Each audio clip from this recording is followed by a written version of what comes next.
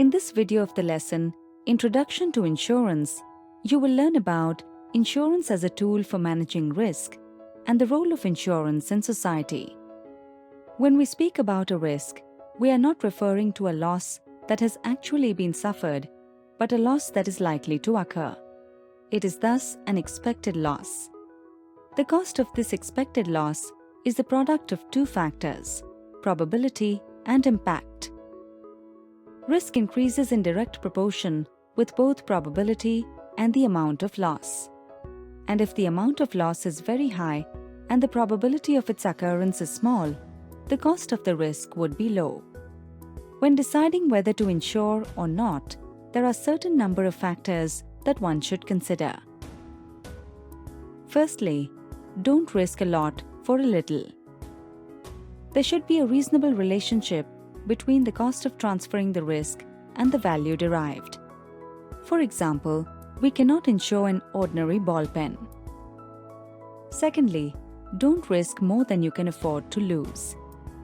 The loss as a result of an event is so huge that the retention of risk does not appear realistic. For example, if an oil refinery of a company gets destroyed, the company cannot afford to bear the loss. And lastly, consider the likely outcomes of the risk carefully. It is best to insure those assets for which the probability of occurrence of a loss is low, but the possible impact is high. For example, insuring a space satellite.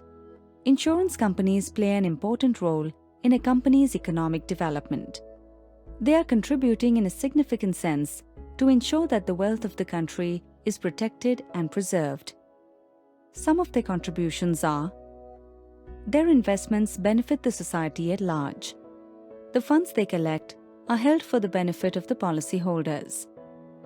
Insurance protects the capital in industry and releases the capital for further expansion and development of business. It encourages free investment of capital in business enterprises and promotes efficient use of existing resources. A bank may not advance loans on property unless it is insured against loss or damage by insurable perils. And finally, insurance operations earn foreign exchange and represent invisible exports. It is now recognized that provision of social security is an obligation of the state as well as the central government. Here are some acts and schemes passed by the government in this regard.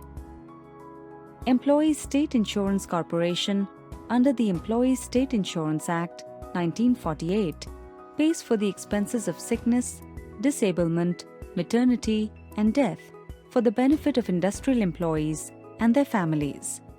Several schemes such as Rashtriya Krishi Bima Yojana, Pradhan Mantri Jeevan Jyoti Bima Yojana, Pradhan Mantri Suraksha Bima Yojana, and Rashtriya Swasthya Bima Yojana have been sponsored by the government. All the rural insurance schemes operated on a commercial basis are designed ultimately to provide social security to the rural families. Apart from this support to government schemes, the insurance industry itself offers on a commercial basis insurance covers which have the ultimate objective of social security. For example, Janata Personal Accident, Jan Arogya, etc. Thank you.